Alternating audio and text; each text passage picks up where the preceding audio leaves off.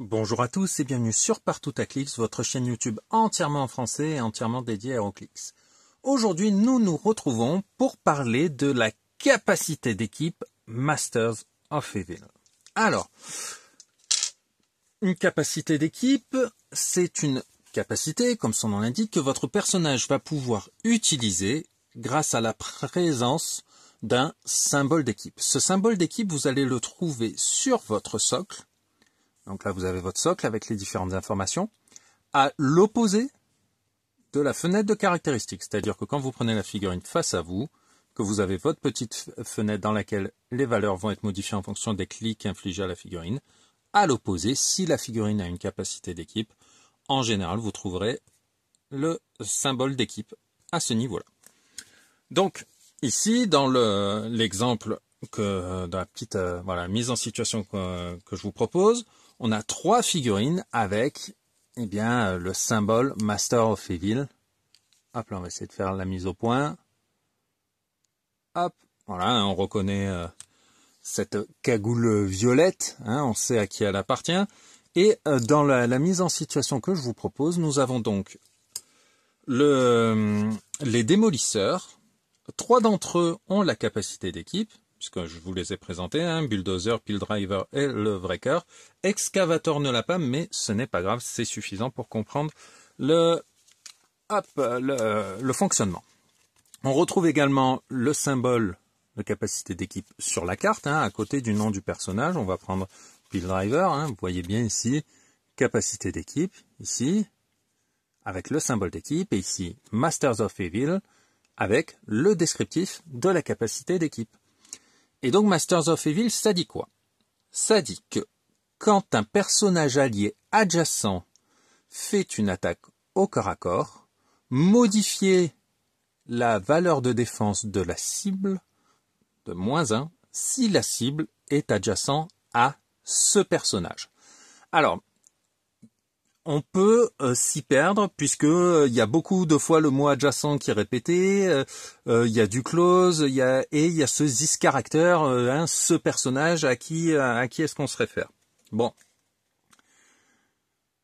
quand on prend la capacité d'équipe, je vais vous la présenter très très simplement, très facilement en fait. Donc, pour utiliser cette capacité d'équipe, il faut donc avoir le symbole d'équipe sur le socle. C'est le cas avec Piledriver que je vous ai présenté.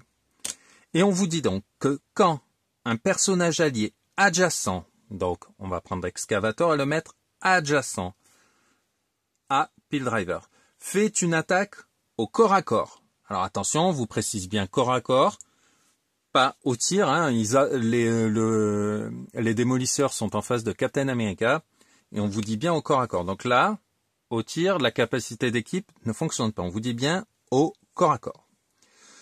Donc, corps à corps, la cible doit être adjacente à Excavator. Quand donc il fait une attaque au corps à corps et qu'il est adjacent à un personnage qui peut utiliser la capacité d'équipe Master of Evil, vous modifiez la valeur de défense de la cible de -1 si la cible est aussi adjacente à ce personnage. Donc on se doute qu'on ne vous parle pas de l'attaquant puisqu'on vous dit que c'est au close, mais adjacent à celui qui peut utiliser la capacité d'équipe. Donc en gros c'est une grosse mêlée où on se soutient, c'est pas du 1v1, on y va entre copains. Et donc le Captain America qui a un magnifique 19 de défense. Si vous arrivez à vous retrouver dans cette situation-là, eh bien, quand Excavator va attaquer Captain America aura -1 à la défense parce que c'est une attaque au corps à corps et que la cible est également adjacente à un personnage qui peut utiliser la capacité d'équipe Masters of Evil. Évidemment, ces malus à la cible que vous allez attaquer se cumulent. Cela veut donc dire que si vous avez Bulldozer, là, on respecte, que ce soit avec Piledriver ou avec Bulldozer, quand Excavator va attaquer Captain America, on respecte toujours le fait que on a une attaque au corps à corps et la cible est adjacente à ce personnage qui peut utiliser la capacité d'équipe Masters of Evil. Donc là, Captain America a -1 de Pile Driver, -1 de Bulldozer. Excavator est bien adjacent à eux deux, et Captain America également. D'accord?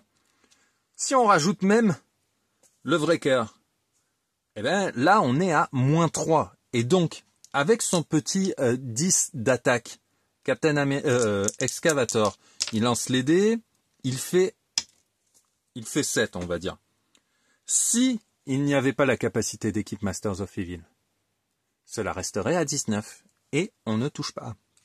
Mais comme il y a -1, donc 18, -1, donc 17, -1, donc 16, l'attaque touche et on va donc infliger les 3 dégâts qui vont être réduits de 2. Donc 1 grâce à l'invulnérabilité. Cela permet donc de toucher plus facilement. On met le marqueur d'action puisqu'on va quand même faire des choses correctement, même si c'est une vidéo qui est plutôt axée sur la capacité d'équipe. Donc, vous voyez, elle est pas très compliquée à comprendre, cette capacité d'équipe. Une chose qu'il faut, il suffit que la cible soit adjacente au personnage qui a la capacité d'équipe, ce qui est le cas avec ces trois-là, et à l'attaquant qui fait l'attaque au corps à corps. Pas d'attaque à distance, hein, je le répète. Si Excavator avait une portée et qu'il cherchait à tirer sur Captain America, il n'y aurait pas de malus à la défense de Captain America. Là, il y en a, et il y en a un par personnage pouvant utiliser la capacité d'équipe Masters of Evil qui est adjacent à Excavator, mais également adjacent à la cible. Je vais apporter une petite précision, quelque chose qui peut échapper si on n'a pas trop l'habitude, voilà, avec les mécaniques de jeu. Dans HeroClix, une figurine n'est jamais adjacente à elle-même. Elle sera toujours alliée, hein, elle est toujours alliée à elle-même, elle est toujours, quand un pouvoir vous dit les personnages alliés, friendly characters, on englobe également le personnage dont émane le pouvoir, à la différence de other friendly characters. Ok, là on vous parle des autres personnages, donc on est toujours, sauf mention contraire, friendly à sa force, allié à sa force.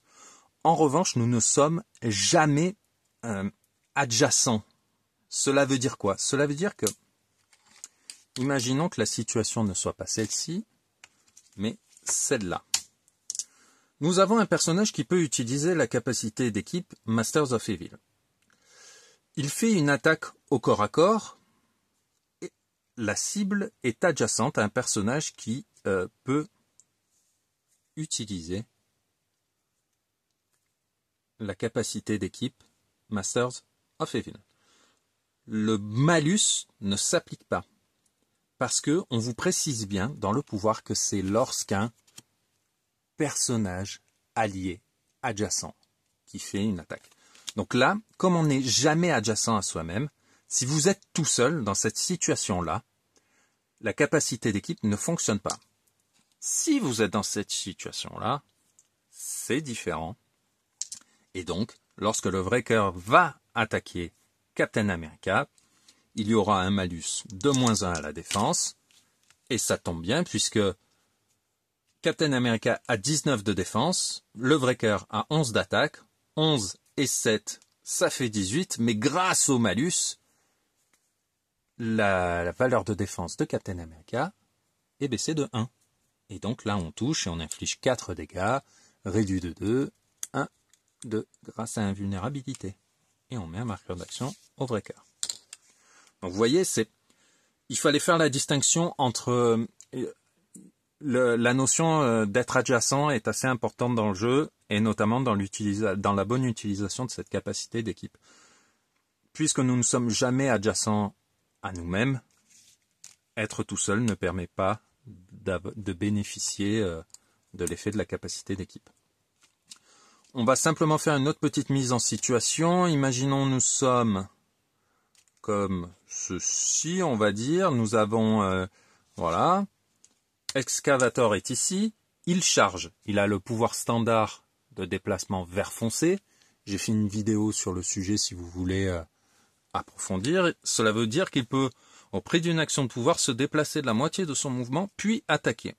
Ou faire une close en free. Là, ce sera une simple attaque. Donc, tchac, tchac. Il se retrouve dans cette position lorsqu'il attaque Captain America. La capacité d'équipe fonctionne.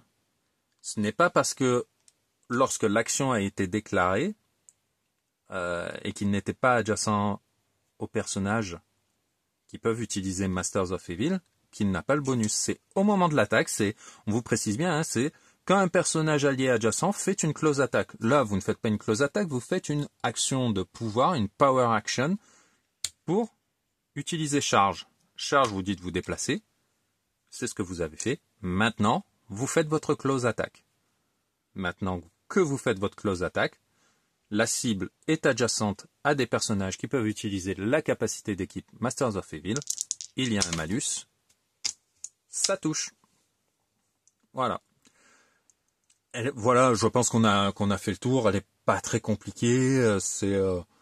C'est pour faire de la mêlée. Hein. C'est en général les figurines avec la capacité d'équipe Masters of Evil sont pas mal de cogneurs dans le style des démolisseurs. Il peut y en avoir d'autres. Hein. Il y a toujours, voilà, si je prends un autre que j'ai sous le nez, on a le Constrictor avec 3 de portée. Bon, mais en général, ça va aller à la cogne et à la cogne au corps à corps. Donc le but va être d'enliser une cible, de positionner idéalement vos personnages pour que le jet d'attaque soit le plus simple à faire. Là, si je charge ici, la cible est bien adjacente à un personnage qui peut utiliser la capacité d'équipe Master of Evil.